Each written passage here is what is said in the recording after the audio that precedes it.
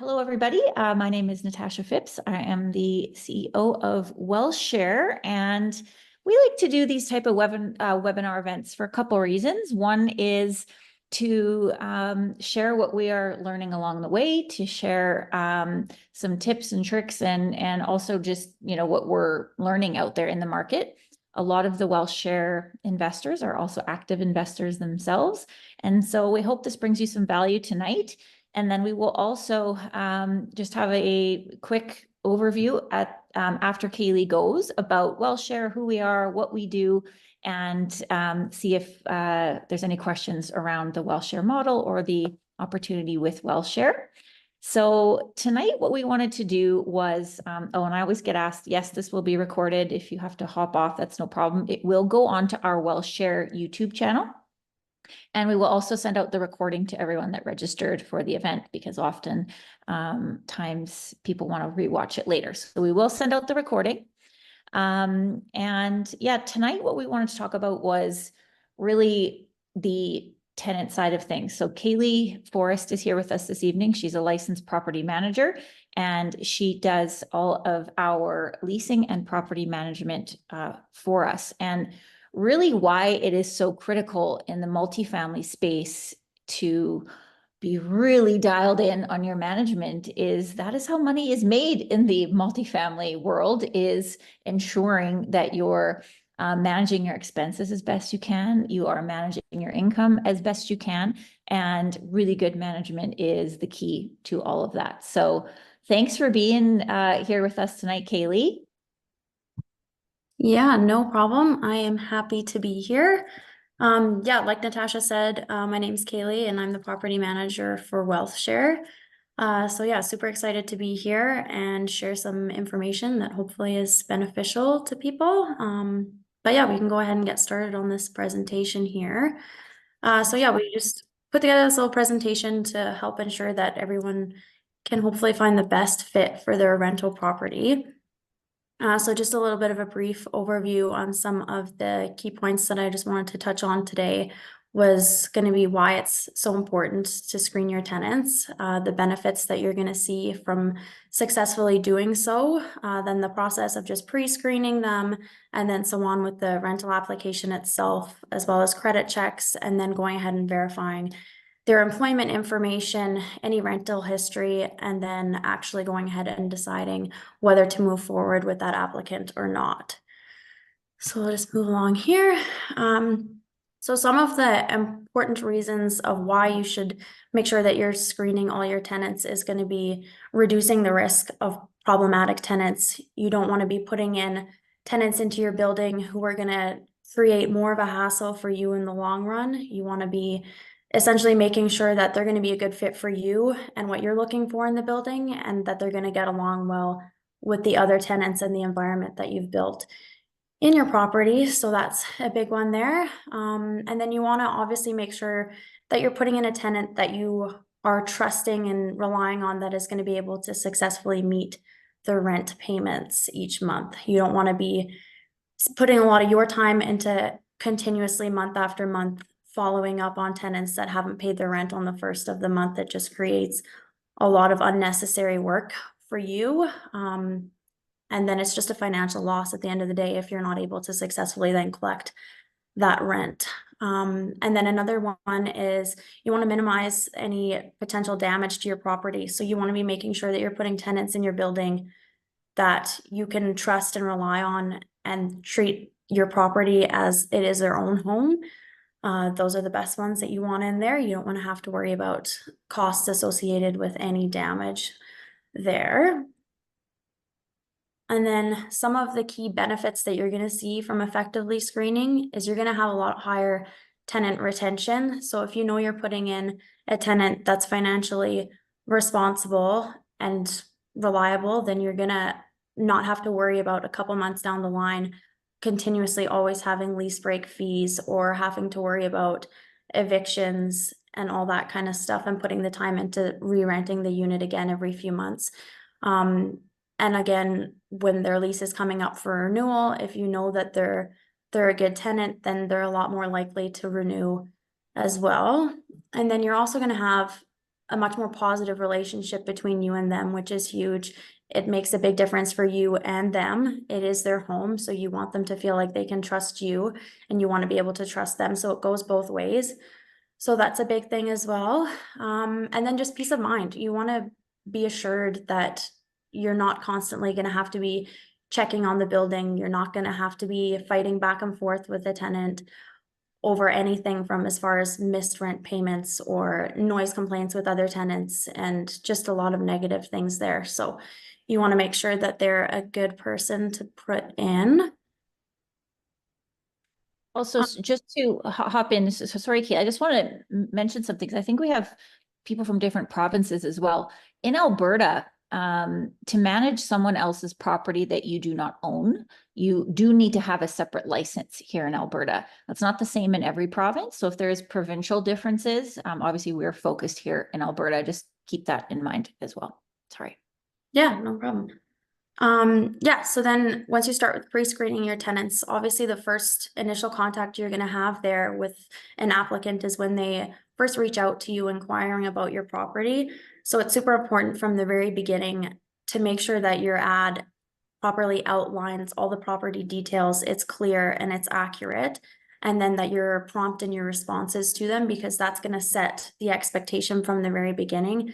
If they're going to decide as well, if they want to move forward with you, that they know that you're going to be reliable and responsive to them. So that's super important in the beginning to make sure that your rental description, everything is accurate and they know what they're walking into rather than a surprise when they get there. And then after that is obviously you're going to be starting to schedule a time for them to come and view the property. So that creates a great opportunity right off the bat. In the initial meeting, you're going to get a good feel for whether you think they're going to be a good fit regardless before you even see anything else. So that gives you a great opportunity to start asking some questions. Then when you meet them, you can casually start asking about their employment, if they're living in the area, any rental history that they have, if they have pets, all that kind of stuff is going to give you a good overview right away on how things are going to look moving forward. And that'll also give you a chance to start kind of keeping an eye out for some red flags that might pop up in that initial meeting. Is going to be if they're maybe inconsistent with some of the information that they're giving you, or they don't want to answer any of your questions. Or also sometimes I find if tenants or applicants start oversharing right away that they've had constant horrible experiences with landlords, and it's always something, it's never, and they're being evicted or stuff like that, it's going to pop up where it start to maybe think, is it always the landlord that's the problem, or is there maybe a reoccurring theme there? So just some red flags to look out for. And then if that initial meeting goes well and you think it may be a good fit and they're interested in moving forward with you as well, you to them. So you want to make sure that that form has all the essential information on there. As far as personal information goes, you want to make sure that you're getting their name, contact information, email, phone number, all that kind of stuff there. As well as the same thing for rental history, make sure you're collecting 2 or 3 past landlord references that you can contact to verify how long they've lived there, if they were good tenants and all that stuff. Same thing with employment details. You want to verify all of that, get them to put their employer name, contact information and all that stuff as well. It's a good spot on there also to put on if they have any additional sources of income that they can provide, put it on there, and then you know what to expect when they can send you over the additional documents to support that. And then all this is also great information to collect, and then you can kind of compare to what they may have told you in the initial meeting if it lines up with what they said. So it's super important to make sure that those forms are filled out completely and then verify that all that information they've provided is actually accurate. And then it's very popular now, of course, like everything is mostly online. So it's great to have all that available online, but I think it's super important as well to make sure you have a paper copy available in the case that you maybe have someone who's not so tech savvy and would just prefer to fill out a paper application and send in to you. So it's super important to make sure you have both options there available that's going to suit everyone who may be applying. And then once you get that application filled out and sent back, you can start the process of running your background and credit checks. So this is also a huge step that's going to help you actually verify if all that information that they put on that form is true. So you want to make sure that you're also putting a selection on the form that they can consent to you running these application and background and credit checks.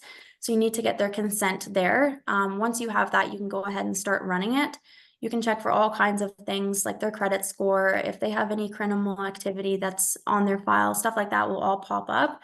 So it's great to know you don't want to be bringing in someone who's potentially dangerous or could create a threat later down the line to your tenants that you do have in the building. You want to make sure you're keeping that environment super friendly. So that's important stuff to look for. There's lots of softwares out there you can use. You want to make sure that you're using one that's pretty user friendly and that's going to be easy for you to read so you can clearly see and find the important information on there. And then once you get that report back, you want to make sure you're looking at not just the overall credit score, because there's lots of times that people may have a not so great credit score. You want to look at if they have collections on there and how old that stuff is. And if they have been maybe in the past years ago, they may have had stuff to collections that's affecting their stuff. But in the last couple of years, you can really see that they have been making every payment on time. And there hasn't been any issues then. So it's important to look at the whole picture and not just the overall score that pops up on there. And then if you do have a tenant that does have poor credit score that you're still a little bit on edge for, it's also a great idea to reach out and see if they potentially have anyone who's willing to co-sign on the lease with them. So that gives you a little bit of extra reassurance there if anything maybe did pop up down the line. And I think it goes a long way if they do have someone who's willing to co-sign. That in itself gives a lot, because most of the time, if someone thinks they're going to be an issue or plans on not paying their rent, they're not so willing to have a family member or somebody sign on there as well. Kayleigh, if Yep. if you're adding a cosigner, do they get added like generally on the lease just like anyone else, or how does that work? Yes. So yeah, if you are adding a cosigner, you want to verify all the same information that you do for the actual tenant applying. So their proof of employment, you can run a credit score and every credit report and everything on them as well. And then yeah, their name does be put on the lease the exact same way as if they would be living in the unit. So they're just as much responsible for the rent. Yeah. This Yeah. can be a good thing too, because people are often sometimes worried about students, or people new to the city or country or whatever. So adding that cosigner is a great solution. Yeah, of course, definitely. You get a lot of students who work only part-time jobs and have mostly student loans that pop up on there. And they have parents co-sign with them that are the perfect financial person to go on there. So it definitely is beneficial and provides, yeah, that extra reassurance. Yeah. Awesome.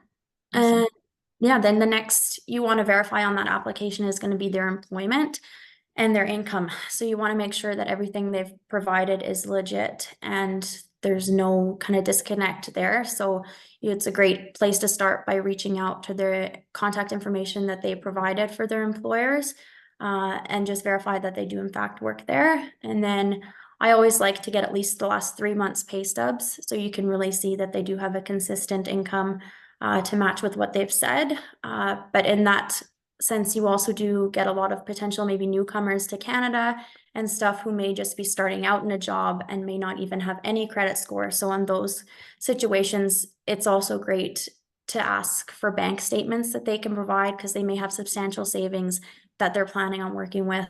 And then they may have just started a new job, so you can get that offer letter, offer of employment, and stuff to go along with it as well. So you have that assurance that they are set up and they are going to be able to afford the rent. Yeah, so those are all a bunch of things to look for. You get your most recent pay stubs. You can even use tax returns. A lot of people who are self-employed like to provide those as well. That helps. The more they can provide to support their application, the better. So it's better they send everything than maybe one thing that might not support them well enough. Right. What about how do you handle because I know on my own personal property, I don't think we've chatted about this before. I've had people walk up and they have like their credit score printed out and they have in that case, I think I know the answer, but just to be clear, would you still run their checks to be sure that those are accurate? Yes. it's like a piece of paper people show up with? Yeah, you can get like there's scamming nowadays. I think we all know, we all get the phone calls, we all get everything. It's pretty easy to go and create a fake document. So I would definitely personally run everything on your own so you don't have to worry about it.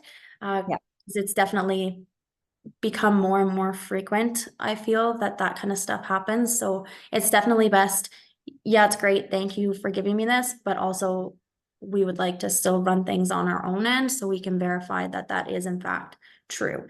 Um, so yeah, that's definitely something I would strongly recommend doing. Don't just take somebody's word for it because you never really know. Mhm. Yeah. And then another huge part of it is actually going to be reaching out and contacting all the previous landlords that they have provided as references. This is another thing that it can be a little bit more difficult. People can provide their friend's phone number. So it's important to have specific questions to ask them that may kind of be able make it more clearer to show if that person was actually their landlord. Um, but you want to just verify with the references that they put on there for their rental history that they've always paid their rent on time, how well of a condition they kept the property, and how their behavior was while they were living there. Important questions to ask are, of course, like, was their rent paid on time? Was the property kept well maintained? And a big one I find is, would you rent to them again? Because that's going to tell you all you need to know right there. Like, they may on paper look like the perfect tenant. They've paid their rent on time on the first of every month, but they could have a whole stack of noise complaints or just other complaints from a whole bunch of other tenants in the building that they just were not an overall great person to have in the environment that you're trying to set for your property. So that's a good question to ask. Yeah, they'll be able to tell you all that. And then questions to ask them on the phone to really dig into if they were in fact a landlord is also like how much their rent was, the dates that they were living in that property, and then you can kind of verify that off of the application form that they sent you and what they originally told you as well. So those are good things to ask. And then some red flags to also look out for when you're speaking to them would be if they are frequently moving. So if they've only lived there for 2 months and are now looking to move again. Moving is expensive. It's a lot of work. It's not fun. I'm Yeah. sure anyone who ever has moved would tell you. So usually there's a reason if they're frequently moving every couple months for why they are. So that's just a red flag to look out for, as well as if they constantly are having disputes back and forth with the landlord over anything and everything, another red flag. And then if you have had them cause any damage to the property is obviously not something you want to move forward with an applicant if any of those things have been issues as well. So those are questions to ask. Yeah, and then once you collect all that information, it's super important to take a look at the entire picture. Don't just look at one aspect. A lot of people really get hung up on the credit score, and it is an important factor, but it's not the only thing. And a lot of people have financially struggled in the past that may have affected them, but it doesn't necessarily define the kind of tenant. Like, they could be an amazing tenant still. So it's important to look at everything that you've collected and that gut feeling that you got when you met them and how the experience has been going back and forth with them. Collecting all that information is going to tell you a lot as well.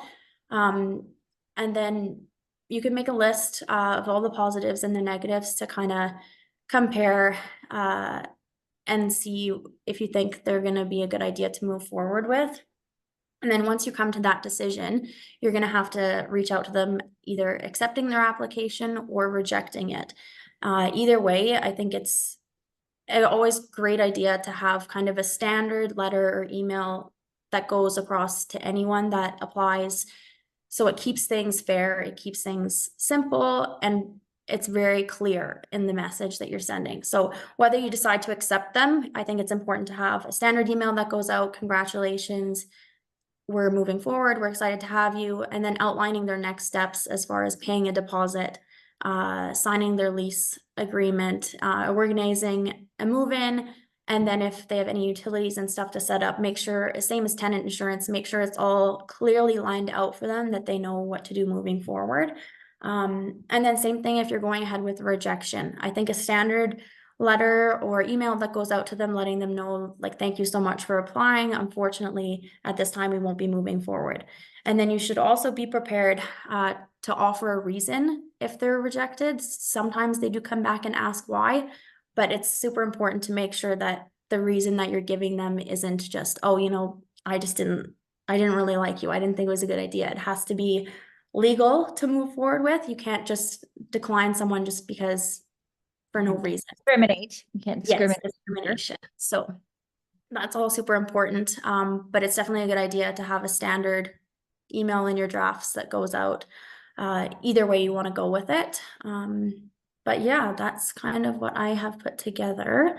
So all super important stuff. Definitely make sure you're collecting all the information, make sure it's all accurate, do your due diligence in verifying it.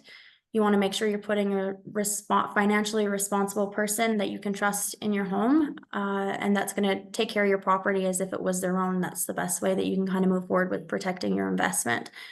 So if you have great tenants in there, they really do treat the property as if it was their own, and they truly care about it. It is their home. They want it. You want someone in there who wants to feel proud about it just as much as you do. So that's all super important stuff to make sure you're doing. And then, yeah, does anybody have any questions? Any questions, anybody? I really like the even just the email letting people know that you were not accepted, because I feel like that's the number one complaint you hear, and it's like such a when the market is really busy, tenants really struggle, like they don't know if they should be moving on to the next thing, and it's just a nice like gesture to try to bring up the feeling towards landlords a little bit. Like, you can't communicate too much. You can't over communicate in this. It's better to let them know so they can move on with their lives as well. For sure. And it goes a long way. I mean, if your name ever comes up for somebody else that they may know applying, it's going to still create, they may be disappointed, but there's not going to be a negative relationship there that you never got back to them and all that kind of stuff. So it's still good to keep a positive relationship, either way, if they're accepted or rejected, because you want to keep future options open and keep a good name for yourself out there as well. That's yeah, that's huge. That's one thing I see all the time on all the like Facebook boards and stuff that people are complaining about. The gut check. I love that you mentioned that. I mean, gut check huge. I think we all, use that in our day-to-days. So I like that you mentioned that. Okay, Elena asked, could you please give examples of what you say when people ask why you didn't choose them for some reason? So what are the, I guess, reasons you could give? Yeah, you can be honest for the like if they're financial, they can't, like, we've had a lot of people that will apply and they, like, one of their paychecks isn't even equivalent to the month's rent. So financially, like, they can't afford it. So obviously you don't want to be blunt in saying that, sorry, you don't make enough money. But you don't want to do your due diligence as well, that if that comes back, so make sure you're asking them if they do potentially have a cosigner. Ask them again if they have any additional, make it known that you're trying to help them. Like, you would love to have them, but at the end of the day, it needs to be smart and it needs to be real. It needs to work. So be honest to an extent, but I wouldn't go into detail a ton on what it is. Just say, unfortunately, we can't move forward with your application right now. It's just not, I'm trying to think of the word I usually would say. Just, yeah, you be honest. If they're not, if it's financial that they just don't have it, just say, unfortunately, tried to make this work, but if you unfortunately don't have anyone additionally that can co-sign or that proof of income, unfortunately, we just can't move forward at this time. So you can be honest with what it is, as long as it is obviously legal reasons. So just be honest. I just wouldn't go into a ton of detail, just briefly kind of let them know and then kind of move on from there. You will sometimes get a lot of people that will continuously keep coming back and keep coming back. And there's just unfortunately nothing you will say to them that will make them accept it. But yeah, be honest, but keep it brief, I would say. And generally speaking, you'd say that one of the number one sort of reason you wouldn't work with, like it wouldn't fit, is due to them being in a situation where their financial situation just doesn't cover enough of their rent. Like it, as much as they might want to be in that position, it's not good for them or for the landlord, because they're going to have a monthly strain and a monthly issue that is an ongoing problem. So like finding the right place to live is really important for them as much as it is for the landlord side. For I mean, sure. also, of course, like situations where it's, a bad reference, you've run afoul of 3 landlords in a row. I think that's a fair thing to say. It's, Yeah. you've got there's a track record here that doesn't fit with our building, and, Yep. whatever it is. Obviously, like you said, you want to stay away from rejecting anyone out of hand, regardless if it's not outside of, these structures, and you're not only renting to women or you're, no one with kids or, things like that, which unfortunately I see ads still to this day that are restrictive to those things, which is wild that people are putting that in print, but definitely stay away from those reasons. Even, you should be staying away from those reasons, even internally. So definitely stay away from it externally. For sure. Timeline comes up too. Hey, Kayleigh, where people are like, I want to move in October 1st and it's like July. Like we're, obviously we're trying to rent it for September 1st or whatever. Like Yeah. that's That's a which, big one as well. We get a lot of people who are reaching out like 4 or 5 months in advance looking for some place, and it's just unrealistic. Nobody's gonna hold a unit that long for them.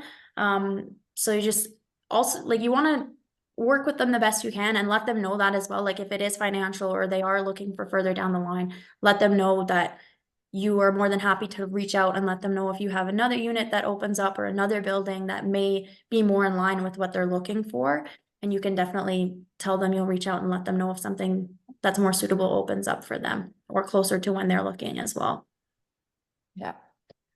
I think this too, something I want to mention is I work with a lot of investors as on the realtor side of things as well in my career. And when they go to hire a property manager, they often don't know what questions to ask. Like they don't know to ask, what is your screening process, right? So this hopefully gives everybody a good example of what like a job very well done should look like.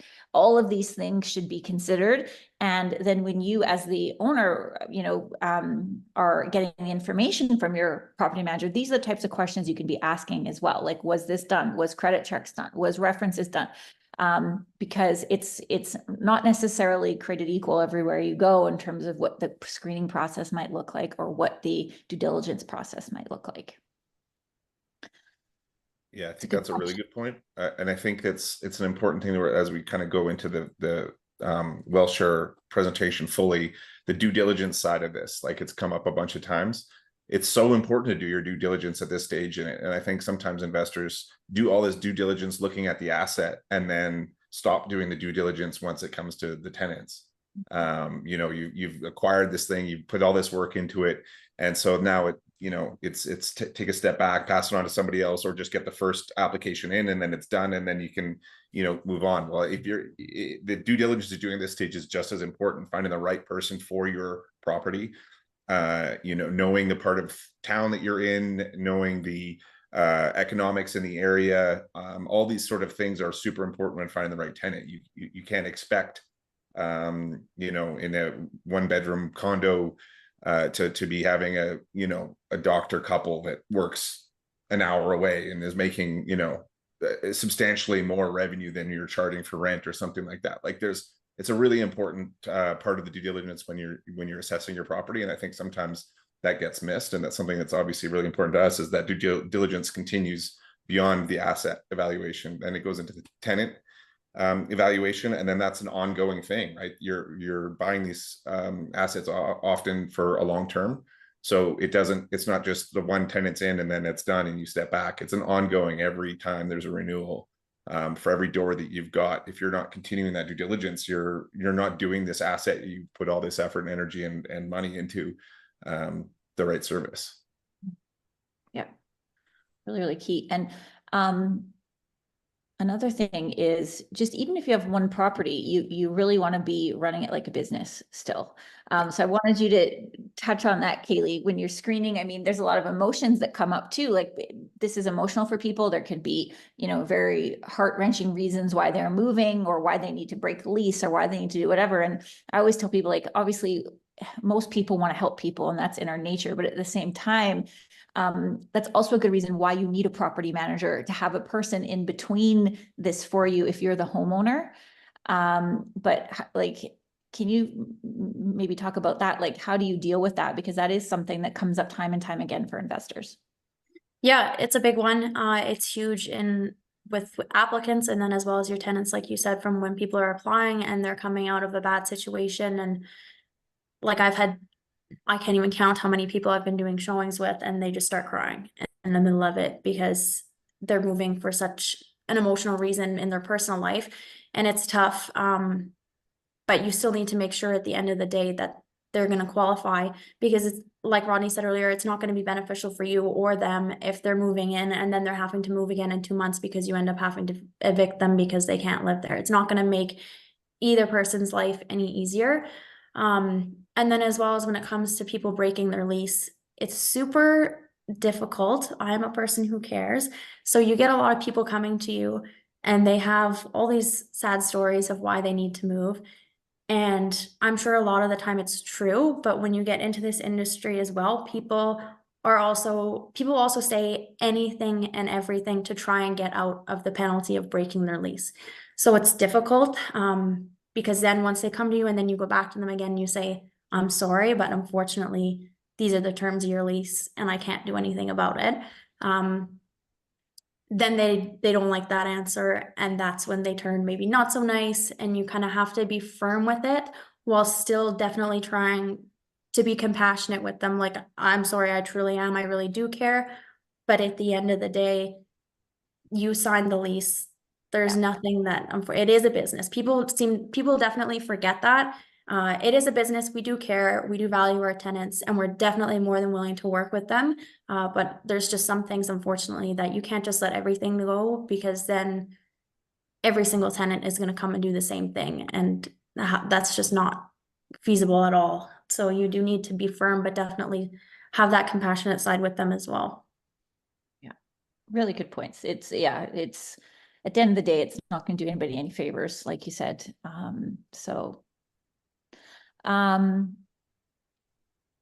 To my point too about different provinces and stuff.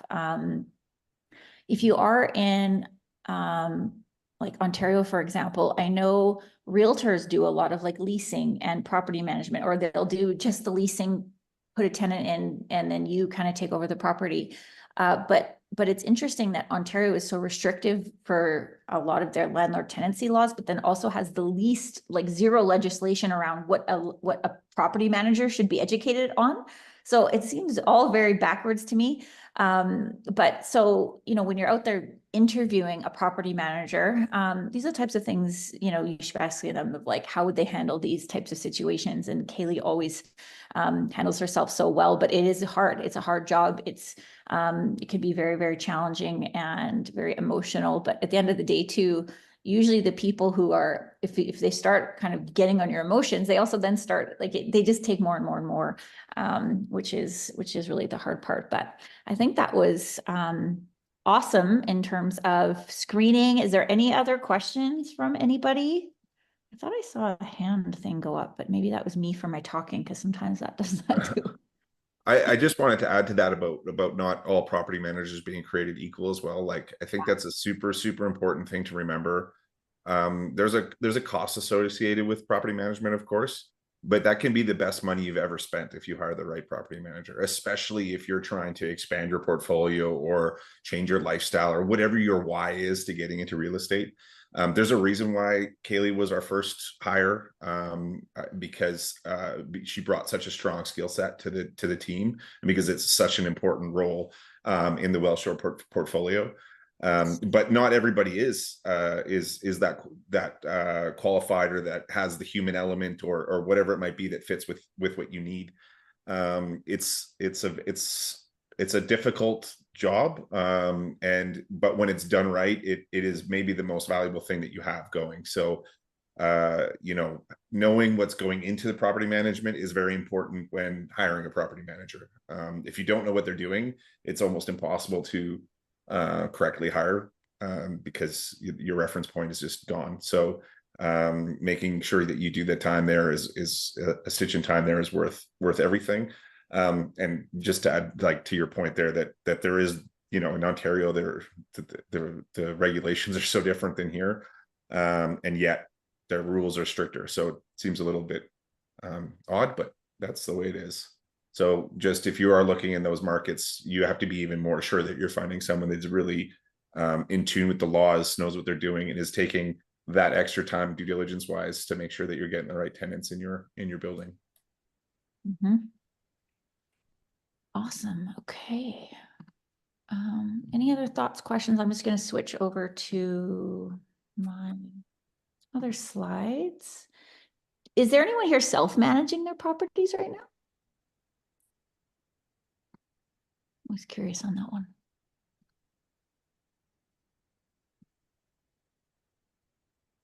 Kayleigh, you stopped sharing, right?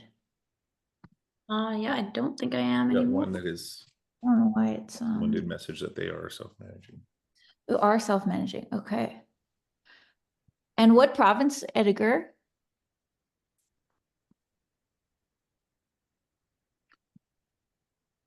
The other thing too, it's like, what is that saying in property management that it's like a month of vacancy is cheaper than a, you know, bad tenant or something like that. It's better to take your time, even if you have a month of vacancy kind of thing. Also Ontario. Yeah, got it. Okay. I don't know why I'm having a hard time here. My Zoom does not like this. Okay, let's see. Can you see my screen? Yep. Yeah. Okay. So I forgot about this from last time, but every time I go to hit full screen on Canva, it does not like it. So I'm just going to unfortunately have to do it like this. I apologize. Okay, so like I said at the beginning, the point of these sort of like value add presentations obviously is that you get to know us better. You get to know how we operate. You get to know our team, and Kayleigh brings so much experience to the table. And if you are out there acquiring assets as well, like also having a relationship with your property manager, if you end up hiring one, like they can provide value even during your due diligence period before you even buy the asset. So that's another tool that you can use to get someone else's opinion and feedback on things as you're acquiring real estate. But hopefully that was helpful. If there's any other questions, you know, certainly pop them in the chat.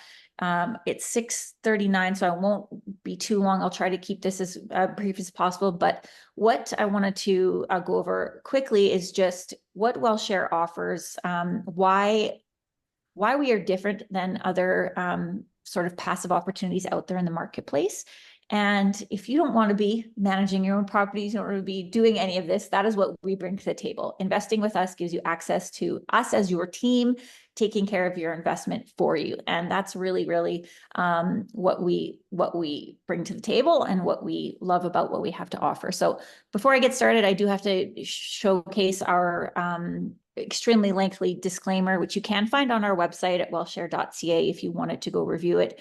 But basically anything we're speaking about here about WealthShare is not a solicitation for investment. It's purely for informational purposes only. So briefly, I just want to go over our offering very first. But tonight I also do want to highlight our other team members here. We've got Monique Verlan is here, our CFO. Highly regarded member of our team that we could not do any of this without. So if you ever want to learn more about Monique, please do. She is just something we could not do this without. For those that are in Calgary, we are having our next event actually August 21st. If you are in town, we're having an in-person event, and Monique is going to be giving her kind of like top tax tips for real estate investors here. That'll be in Calgary, August 21st. So look out for Monique doing more. We're trying to get her in front of the camera more and more this year as the year goes on. And That's my Shogun. yeah, it's not her favorite. We're pulling it out of I'm her. not a pulling it public out of her. speaker, folks. But she always does a tremendous job and brings so much value. So that's the point of this. And then we have Rodney Phipps here tonight, here this evening, who is our COO. Oh, So quickly, very quickly, people always want to know, what are you about? What's the offering? Why should I care about it? And really what we are is, we're a private REIT. We're a real estate fund, and we are open to eligible and accredited investors. And that eligible part is a really critical part. There's a lot of passive investment opportunities out there in the market that are reserved for accredited investors only. And that's it. It's accredited investors. And so what that means is there is suitability questions and requirements, but it's a lot more broad of who can invest with us. So if you have any questions about that, certainly our team can help you. Secondly, and most also important, is that we are acceptable for registered funds. So you can use your RRSPs, TFSAs, LIRAs, and invest those passively into real estate instead of, just parking it wherever you may have it parked with your institution. The second part, our minimum investment is set low at $5,000 intentionally. We believe we have actually had a massive impact on the industry in this space. We were the first one to come to market with a accessible minimum, and that is intentional. We want people to start investing. We don't want to have this huge barrier to get into real estate investing. So low minimum intentionally. We have a targeted 12% annualized return. So what that means is every asset that we look at, we are targeting a 12% annual return. Now that is made up of equity growth and cash flow, just like it would be if you were to buy your own piece of real estate. The 8% preferred return means we as the management team do not partake in any sort of the cash distributions for that year unless we hit an 8% return to our investors first. So that's something our investors do like. We are prioritizing them. And we are on a continuous raise. So it's not like a fund where we're going to raise X amount of money and then we're going to go build this development and then we're going to close it down. We are building a portfolio of buy and hold real estate. We're not looking to get to a certain point and then shutting the door. So there is no maximum there. Our unit price right now for our trust units is $11.10. In 2023, which is our first kind of almost not quite full calendar year, we did an 11.1% return to our investors. So, and we had about not even quite 9 months in the calendar that year. So this is I'll flash this back up at the very end, but people usually want to see this right out the gate. I won't dive into our story too much, but really, it really ties back into everything we just talked about. We want to be accessible. We're here for the long run. We want to share what we are learning along the way and then take really good pride in our assets and our properties and provide good housing to good people in the cities that we operate in. So that's really what we're all about in a very nutshell.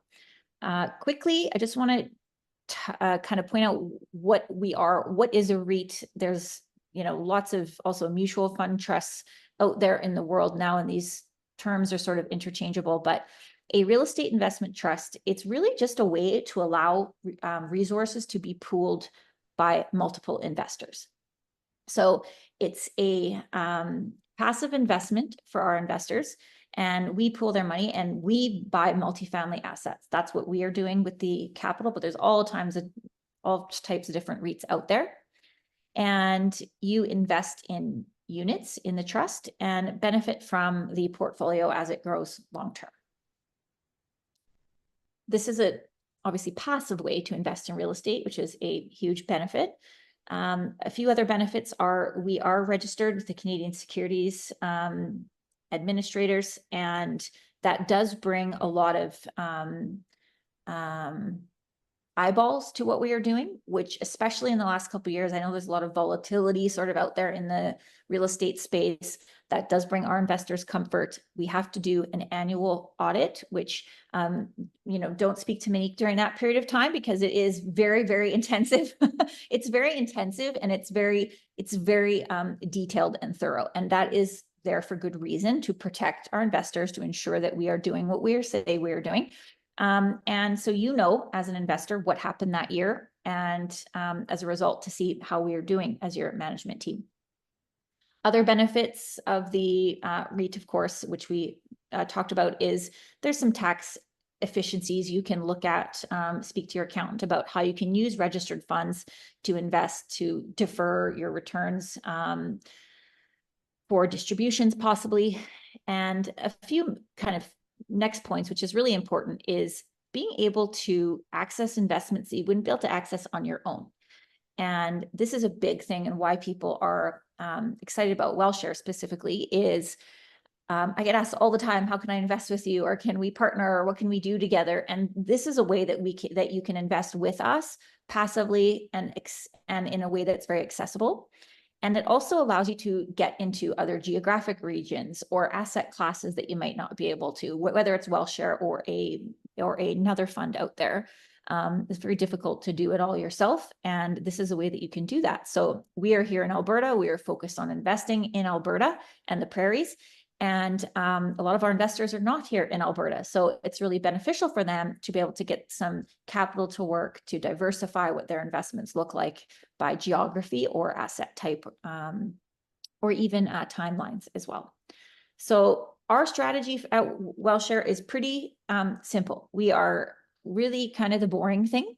We're not taking big risks. We're not developers. We're not doing huge projects. And again, that is intentional. We want to remove variables. We want to be the kind of boring, safe, predictable thing in your portfolio. And so we're buying just long-term buy and hold multifamily assets that are ideally as turnkey as possible at acquisition. We have bought a couple court-ordered sales, so there's always those kind of like stabilization periods with those, but we're trying to remove as many variables as possible, considering we are investing our investors' money, their hard-earned money. We take it very seriously, and a lot of people's retirement funds. So our initial focus is here in Alberta. I won't dive into the Alberta economics too much, but most people know that Canada needs housing, that Canadians have been flocking to Alberta, and housing is a pretty kind of attractive, safe bet right now to look at for investment. On top of that, given we are also located here in Calgary, of course, that helps. And I have made my career in the real estate investing space as a investment focused realtor here in Calgary. And so the opportunities that we are looking at are definitely being benefited by the kind of presence that we have in the market already, and that benefits our investors, already has and will continue to. So that's why we are focused here. We love multifamily real estate for lots of reasons, but one of them is investing into hard assets for our investors is often very attractive. They love being able to drive by it and see it and know what's there and go check on it. I've had investors send us selfies in front of our buildings and go check them out. And we encourage that because we want you to feel comfortable in your investment. Multifamily, though, what I also really love about multifamily, I could talk about this for an hour straight, but the value in multifamily of your assets is really determined by how well you run it. It's not determined like in your, condo, what the guy across the street sold his condo for.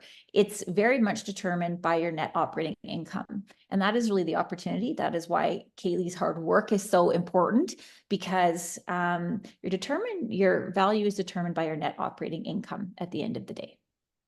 So that is the opportunity.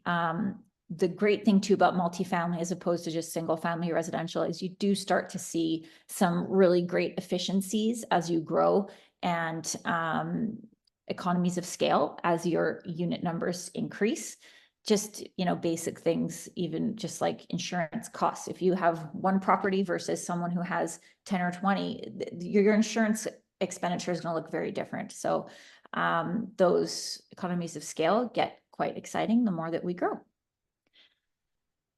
Now, again, I talked about Alberta. Why Alberta? I'm not going to dive into all these points, but like I said, it's really about the people, following the people, where are the people going, and those people are your tenants. We are not just looking at anywhere in Alberta, though. We have been through this market and the ups and downs and everything in between, and we want to be still highly focused on areas that we know are desirable for good tenants, no matter what is going on in this province as well. So we're very excited about Alberta. There's so much that is being attracted to our province from an economic standpoint, but we do have the experience here as well, which helps a great deal from a being real estate investors ourselves, property managers, realtors like myself, and that experience goes a long way.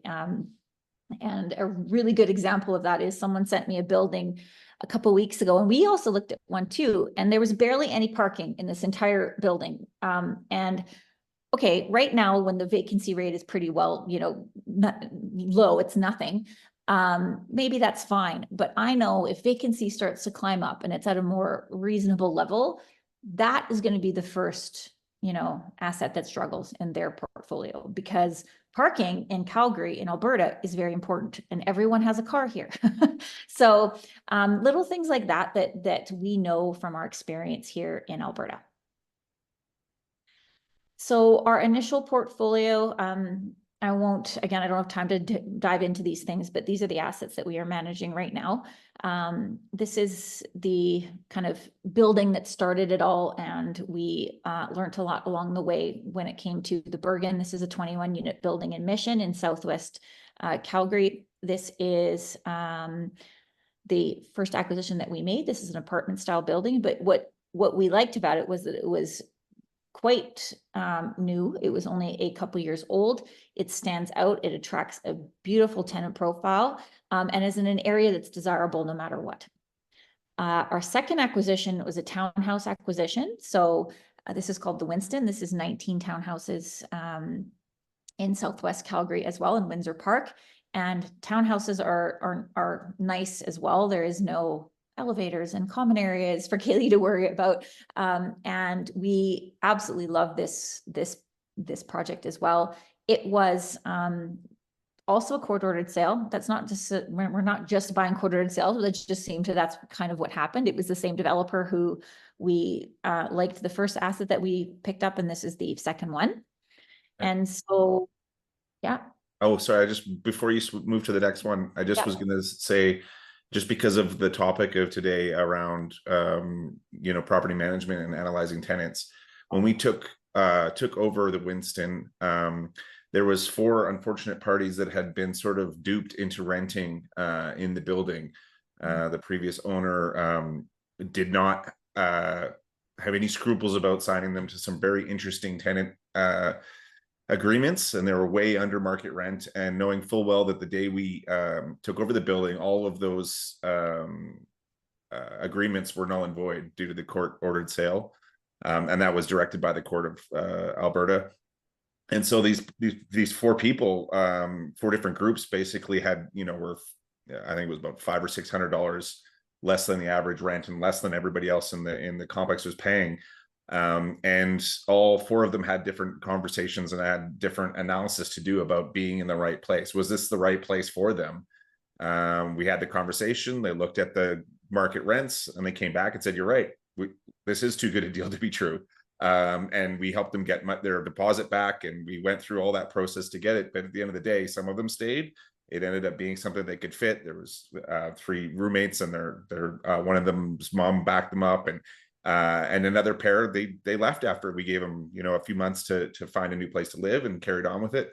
But it was like almost the perfect, you could have a half-hour conversation about just that 19 units and how fitting the right person for the right location and the right rent, and doing that due diligence was so important to us, then being able to have a very, very good first year, because we made sure in that first month that everybody that was there was in the right spot, and that was the building that made the most sense for them, and that our rent was market rent. And because of that, we were able to get our investors that return really for the first year. This one too, I get asked a lot about the MLI program. So we do have MLI standard or MLI market on this property. We completed that refinance at the beginning of this year. So because it was a court sale, we had to close quickly. And I mean, we could have a whole nother session on that, but was there just a comment? Oh, I see. All good, Monique. Lost your, okay.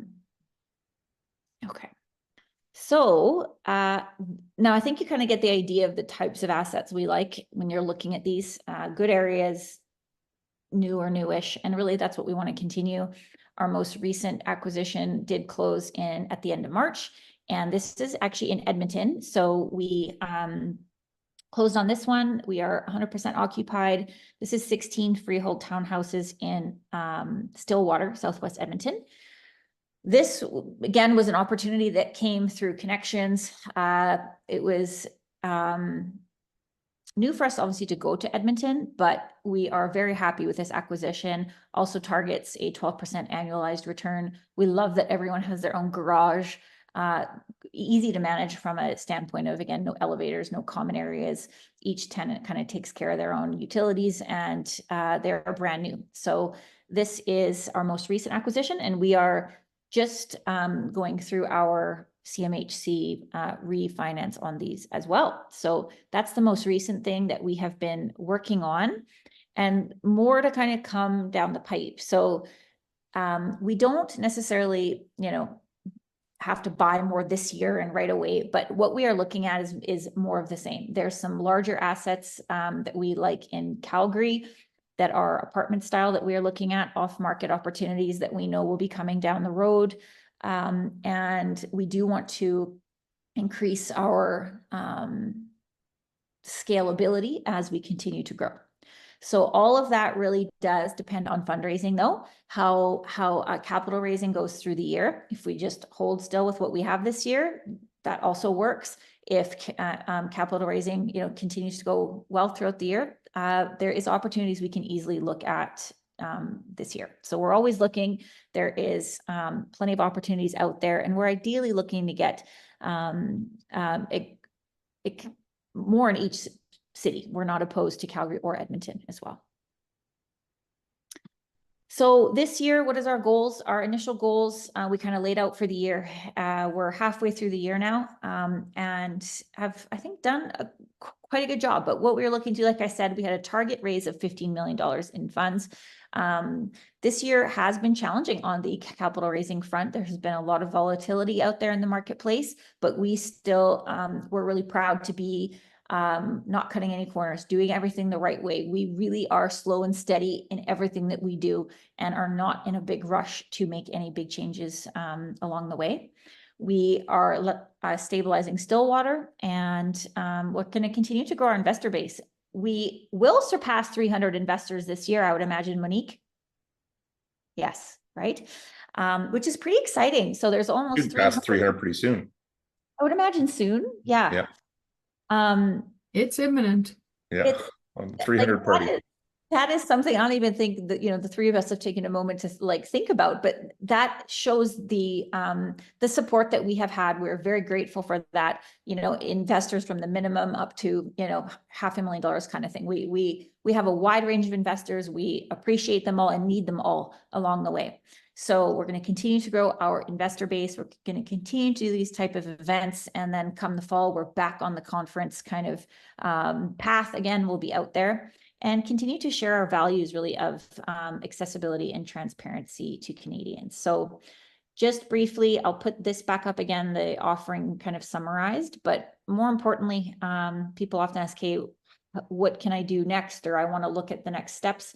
And because we are a fund, you do have to go to one of our exempt market dealers. So if you go to our website, which I think Monique popped up, you'll find links to these guys. But we are raising capital through an offering memorandum. And so that means we do have to have an exempt market dealer in place to process your investment into WealthShare. They're a great resource for discussions around suitability or any questions you have around diversification, what might make sense for your portfolio. So they're a good resource regardless, but they can be the ones to process an investment, their platforms also house all of our important documents, like the audited financials I was speaking about, our subscription agreement, our offering memorandum, and our declaration of trust. So those important documents, if you're comparing WealthShare to other funds or groups out there, is housed on our exempt market dealers website.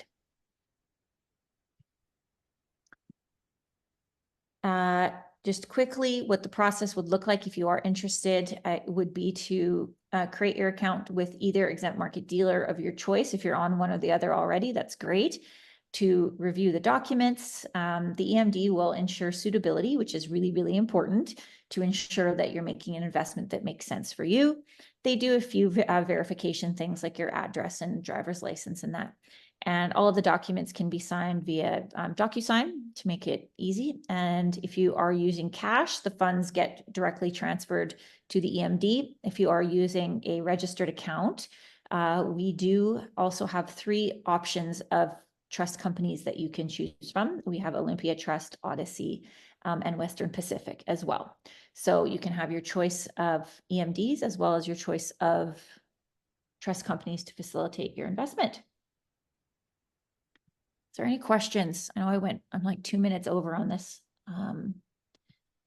Also, this QR code is a link to my calendar. If you'd like to book a call to chat with me one-on-one about anything, I love talking real estate, period. So if you want to connect with me, here's a QR code. You can also email our info email for if you need any help with anything or have any questions. But oh yeah, Monique put the links in the chat. That's wonderful. Any thoughts, questions on anything? No. Anything, Rodney? Monique, anything to add at the last moment? I think we covered most of it. I think just like you'll hear us say due diligence and suitability and these kind of words a whole bunch until your ears bleed probably for the rest of the year and ongoing. But I think it's a really important aspect when you're looking at your own investments, when you're looking at your own portfolio, when you're looking at tenants. It's do your due diligence, take your time. We were really preaching safety and security in our strategy, and that's something that we want to do from tip to tail from our third-party audit that Monique is yearly really neck deep into, the tenant profile that Kayleigh's neck deep into, our analysis on projects that we're always neck deep in. And I think we're really proud to be that way. And we just want to continue doing that. And I think this was a great, thank you, Kayleigh, for speaking towards this part of it, because I think it's really important for our investors, existing and potential and future, hopefully, that they see that we're taking that kind of care and due diligence through all our steps. So thank you for sharing that. Edgar. Which term are you taking the investments? Edgar, do you mean like our financing terms, or do you mean the investors coming in? Just while you clarify that. I would consider WealthShare a long-term investment, definitely. Because we are buying assets, that the capital is not just sitting here in our bank account, we are investing it right away. So, ideally minimum, you're investing with us for at least a few years, but ideally even longer. Like these properties do get kind of more exciting the longer we own them. But just to, make it clear, this would be what I would consider a long-term investment as well. But I'm not sure, Edgar, if you mean that or maybe the financing on the assets. Thank you, Sylvia. Okay, just answered my question. Yeah. Now, to that point, when you review the documents in there, you will see the section about redemption. If you want to review that in terms of how you would exit this investment, you want to look for the section entitled redemption or redemption process, and that will outline it for you. And the EMD can also review those types of questions with you in terms of anything related to any of the subscription documents. And that should provide a lot of clarity there as well. Yeah, you're not locked in for any specific time frame. I know there are investments out there that are. It just wouldn't make sense to be looking at this if you don't have a little bit of a longer term horizon. That's how you'll see the best return on your investment. Mhm. Awesome. Okay, well, if there's no other questions, we will wrap it up there. Thank you, Edgar. Thanks for the questions. And like I said, we'll put the recording up on the YouTube channel, but please reach out. I'd love to connect with you one-on-one and learn more about you, and here to help with whatever you guys might need here in Alberta. Thanks a lot. Good night, everybody.